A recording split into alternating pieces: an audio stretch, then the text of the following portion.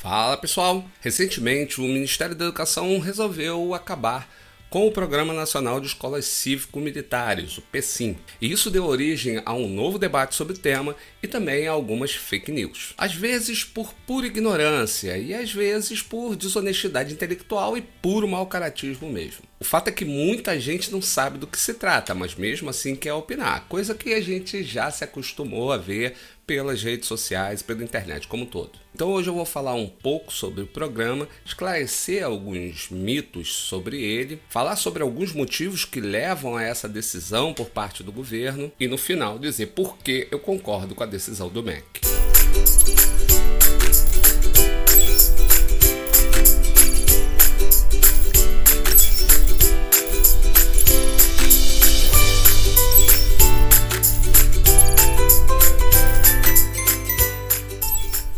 Para começo de conversa, o que é o Programa Nacional de Escolas Cívico-Militares? Segundo a cartilha criada pelo MEC na época da implantação do programa em 2019, abre aspas, o Programa Nacional de Escolas Cívico-Militares é uma iniciativa do Ministério da Educação em parceria com o Ministério da Defesa, que apresenta um conceito de gestão nas áreas educacional, didático-pedagógica e administrativa, com a participação do corpo docente da escola e militares.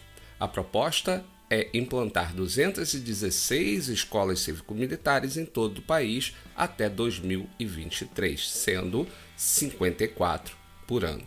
Fecha aspas. Nesse modelo, profissionais da educação, como pedagogos e professores, cuidam de toda a parte curricular e pedagógica, enquanto militares da reserva cuidariam das questões de gestão administrativa e também de outras questões como a disciplina, por exemplo. Então, os currículos e as matérias ficam por conta dos sistemas educacionais. Segundo diz a própria cartilha, abre aspas, para viabilizar a implantação do modelo, o Ministério da Educação disponibilizará capacitação aos gestores, professores e profissionais da educação e militares das escolas participantes. Fecha aspas. E entre as leis citadas para embasar o programa estão os artigos 205 e 206 da Constituição e a Lei de Diretrizes e Bases, além do Estatuto da Criança e do Adolescente. Vale aí ressaltar que há uma diferença entre as escolas militares e as escolas cívico-militares. Nas escolas e colégios militares, que já existem há décadas, tanto a parte da gestão escolar quanto toda a parte pedagógica é trabalhada por militares.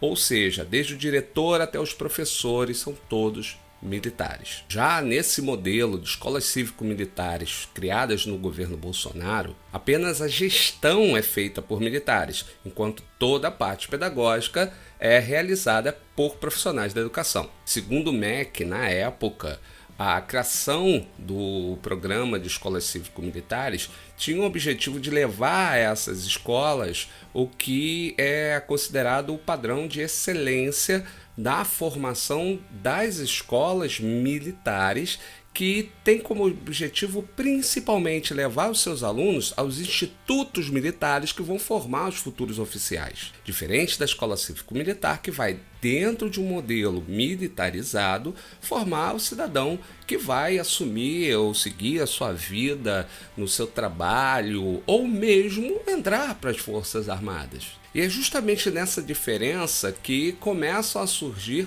as primeiras notícias falsas sobre o tema. Algumas pessoas, inclusive políticos, vêm dizendo que o governo acabou com as escolas militares, quando na verdade acabou com o Programa Nacional de Escolas Cívico-Militares. E como você agora sabe da diferença entre escola militar e escola cívico-militar, não vai cair nessa fake news, né?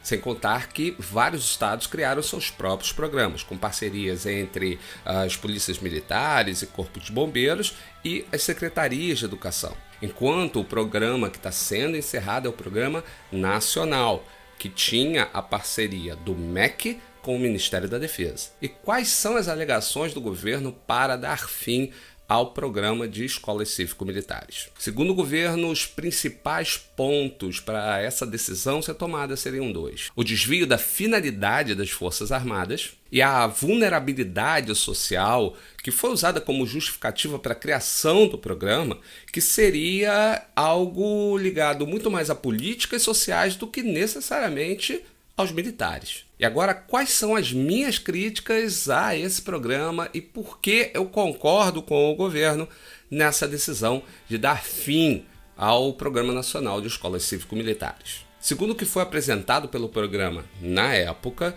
os militares que sairiam da reserva seriam capacitados para exercer as funções de gestão dentro das escolas, sendo que os profissionais da educação, sejam eles pedagogos ou, como no meu caso, um pós-graduado em gestão escolar, já são capacitados desde o início para lidar com essas questões, para gerir uma escola. Sem contar que os profissionais da educação vivem suas vidas inteiras dedicadas a esse propósito, atuando dentro do espaço escolar e também junto à comunidade estudantil e às próprias comunidades onde essas escolas se encontram, tendo, em geral, um bom relacionamento com essas comunidades. E aí eu vou pegar militares que não conhecem a rotina de uma escola e vou capacitá-los ainda para que eles façam o trabalho para o qual nós já estamos qualificados há muito tempo. Sem contar que esses militares, segundo o que já foi amplamente divulgado pela mídia, teriam adicionais que chegariam a mais de R$9 mil, que é quase o dobro do piso nacional dos professores. Segundo, é uma questão bem complicada de imagem, na qual a maioria das pessoas associa o militarismo à disciplina. Só que disciplina é algo muito maior do que ordem unida ou simplesmente quem está embaixo respeitar ou, melhor, seguir as ordens de quem está em cima. Porém, se quem está em cima está envolvido em denúncias de mau uso dos recursos, como no caso da compra de Viagra ou próteses penianas, por exemplo, eu não tenho necessariamente disciplina envolvida nisso aí.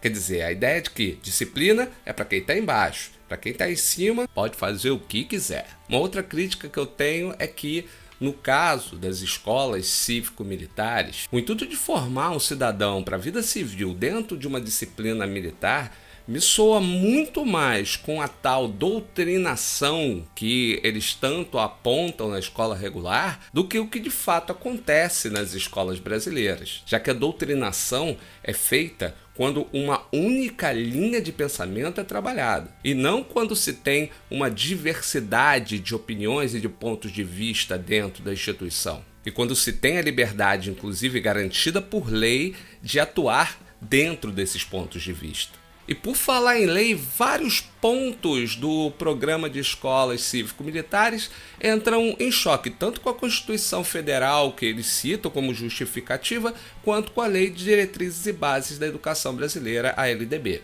Por exemplo, quando se diz que o acesso à escola cívico-militar vai se dar através de seleção, eu tenho algo que se confronta com o inciso 1º do artigo 206 da Constituição, que diz que o ensino será ministrado de acordo com alguns princípios, e entre eles está a igualdade de condições para o acesso e permanência na escola. Já os incisos 2º e 3º vão dizer o seguinte: liberdade de aprender, ensinar, pesquisar e divulgar o pensamento, a arte e o saber. Pluralismo de ideias e de concepções pedagógicas, além da coexistência de instituições públicas e privadas. E eu acho que quem conhece minimamente os militares brasileiros sabe que o que está nesses dois últimos incisos que eu citei não combina muito com o pensamento militar, né? Esse mesmo texto está presente ipsis literis, Ctrl+C, Ctrl+V, no artigo 3º